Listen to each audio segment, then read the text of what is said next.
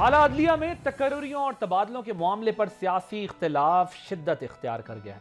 हुकूमत फौरी और सस्ते इंसाफ की फराहमी के लिए जजेस की तादाद बढ़ाने पर जोर दे रही है, लेकिन दूसरी जानिब तहरीक इंसाफ उसे अदलिया की आज़ादी पर हमला करार देती है। इस कशमकश में IMF के वफ्द ने चीफ जस्टिस ऑफ पाकिस्तान से मुलाकात की है और चीफ जस्टिस ने IMF वफ्द के दौरे की टाइमिंग को इंपॉर्टेंट करार दिया है और यह भी कहा है कि IMF मुआहिदों की पासदारी और गैर मुल्की सरमायाकारी का तहफ़्फ़ुज़ चाहती है।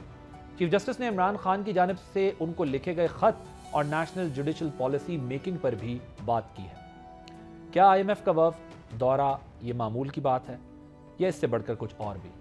हुकूमत और अपोजिशन के बीच में चल क्या रहा है, यह आज के प्रोग्राम में आपको बताएंगे। आप देख रहे हैं बोल आदिल अब्बासी के साथ। होंगे सब्सक्राइब करें और बेल दबाएं ताकि कोई खबर रह न जाए।